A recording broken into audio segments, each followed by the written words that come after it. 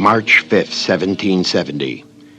British troops occupy Boston. A mob, mostly young men, begins taunting a British sentry. The youths brandish clubs and throw snowballs. Captain Thomas Preston's small detachment comes to the sentry's aid. Dared to shoot, a few soldiers fire into the mob. 3 Americans die on the street, and 2 more lie mortally wounded. Only an incident, but inflamed emotions take over. The Boston incident becomes the horrid massacre, and the American colonies and their mother country take a step toward war.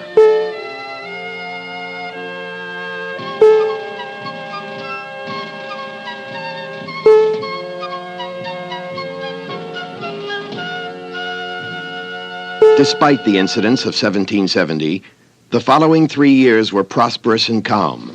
But relations between Great Britain and her American colonies grew hostile in 1773. Following the Boston Tea Party, when patriots dumped overboard 3 shiploads of tea, troops like these arrived in 1774 to close the port. Parliament then enacted a number of other legislative reprisals that Americans called the Intolerable Acts. The colonials began organizing militia units and gathering military supplies. Patriots like Paul Revere kept watch on the activities of the British. On April 18, 1775, General Thomas Gage, in command at Boston, gave secret orders to seize Patriot arms and supplies hidden at nearby Concord. As about 700 of his soldiers prepared to leave for Concord, friends rowed Revere silently past a British man-of-war anchored in the Charles River. Borrowing a horse, Revere galloped towards Lexington and Concord, rousing patriots along the way with the news that the British were coming. Within a few hours, a British patrol captured Revere, but 2 other couriers escaped. One of them reached Concord and gave the alarm. Though the British knew by then their expedition had no chance of surprise, they pressed on. At dawn on April 19th, a group of colonials waited on the green at Lexington as the much larger force of redcoats approached. A British major in command shouted, "Disperse, ye rebels, lay down your arms." Colonial Captain John Parker ordered his men to scatter, but a shot was fired, and suddenly muskets roared and bayonets flashed. 8 colonials lay dead. The British marched on to Concord, 6 miles away. Since early morning, colonials had been gathering there. Among them were Minutemen, who left what they were doing and snatched up arms on short notice. British forces occupied Concord and fanned out across Northbridge looking for arms and supplies. Colonials gathered on high ground overlooking the bridge. The redcoats started fires in 2 buildings. Although the British soon extinguished them, Americans saw the smoke and thought Concord was burning. To fife and drum, the colonials marched down to the bridge. In the sharp fight that followed, 2 redcoats fell dead, and the others turned and fled back to Concord. By noon, the British had begun a desperate retreat to Boston. Colonials, spoiling for a fight, attacked the enemy, shooting from houses and from behind trees and stone walls along the road. The war had begun. On the night of June 16, 1775, the Americans occupied Breed's Hill and Bunker Hill overlooking Boston Harbor. By next morning, the men had dug in and were waiting for the British attack. As the redcoats crossed the Charles River from Boston, colonial officers told their men, "Fire low, pick off the commanders. Don't fire until you see the whites of their eyes." Smoke from Charlestown, set afire by the British to drive out snipers, hung over the battlefield. Twice the British charged up Breed's Hill on the right. Twice they fell back. The 3rd British charge carried the redcoats to the crest, where they grappled in hand-to-hand combat. The Patriots, out of ammunition, fell back past Bunker Hill, which gave its name to the battle. But the British were too exhausted to pursue them. Lexington, Concord, Bunker Hill. Though the colonies were fighting a war, they still had no national army. The Second Continental Congress, meeting here in Philadelphia, moved to impose some order onto the confusion. It adopted the Boston forces as a Continental Army and named one of the delegates, George Washington, Commander-in-Chief. He left for Boston to take charge. Congress showed it was indeed serious about fighting a war.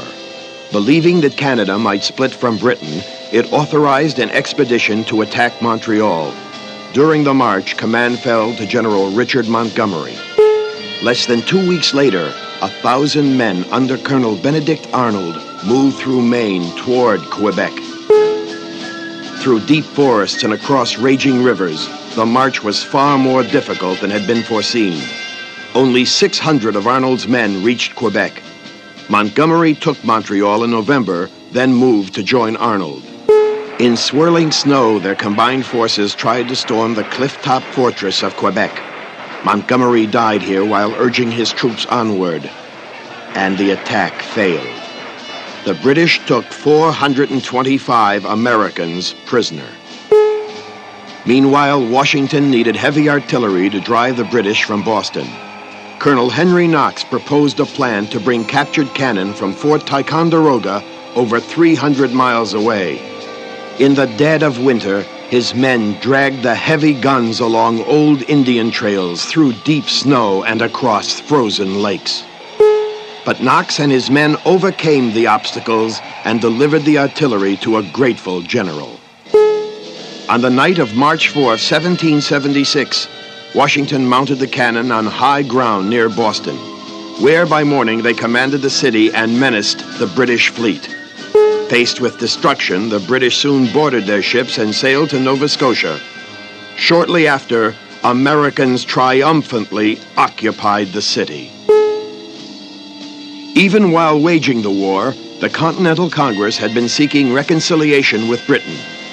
But sentiment to break the ties with the Crown was rising. The Congress debated independence in early June 1776.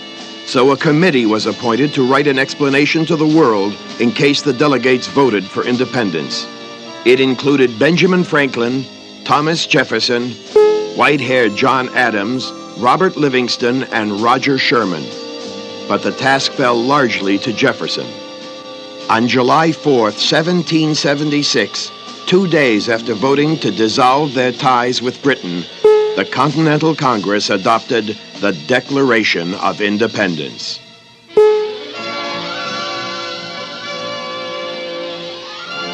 Celebrations took place throughout the colonies.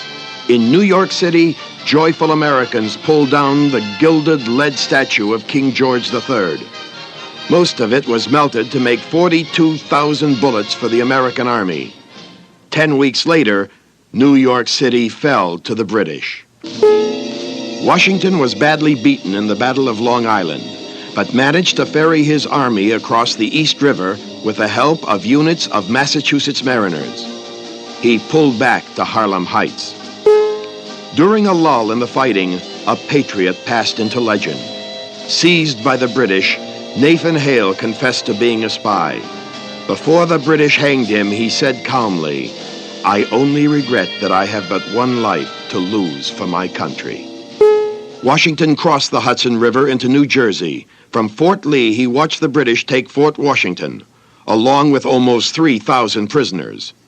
4 days later, Fort Lee fell, and the broken American army began a retreat southwest through New Jersey and across the Delaware River into Pennsylvania. "These are the times that try men's souls," wrote Tom Paine as he shared the hardships of the march. "But he that stands it now deserves the love and thanks of man and woman. The harder the conflict, the more glorious the triumph." Published on December 19, 1776, those words reached Washington when he and his troops needed inspiration. 2,000 men had left the army 3 weeks earlier when their enlistments expired. More men were due to go home on New Year's Eve 1776. But Washington had plans for what he called the poor remains of our army.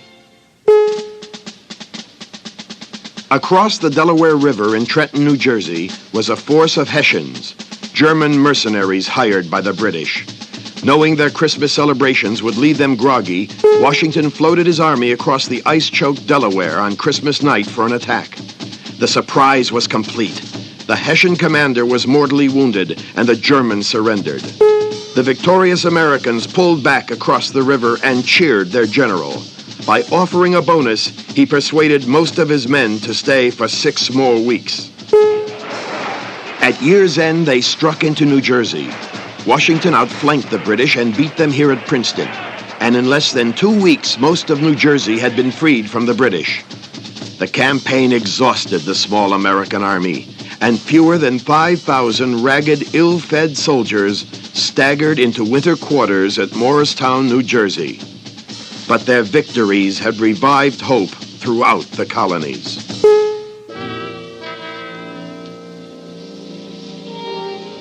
In late summer of 1777, General Sir William Howe landed a British army of 16,000 at the head of Chesapeake Bay for an attack on Philadelphia, the American capital. Washington deployed his forces between the British and the city, but the British won decisively at Brandywine Creek.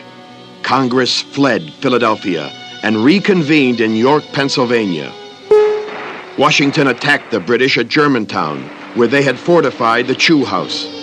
Americans stopped to take the mansion, but after bitter fighting that reached the front steps, they failed. Their battle plan upset, the Americans were forced to retreat.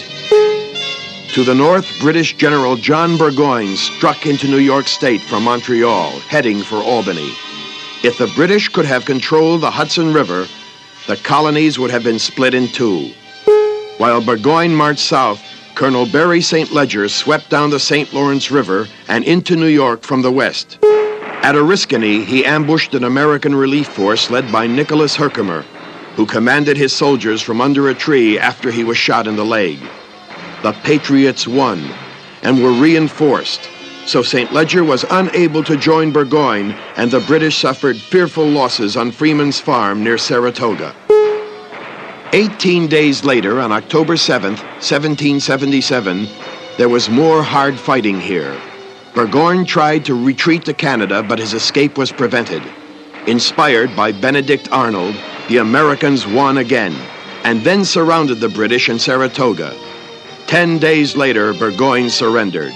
As his defeated troops filed past, he handed his sword to the American general Horatio Gates.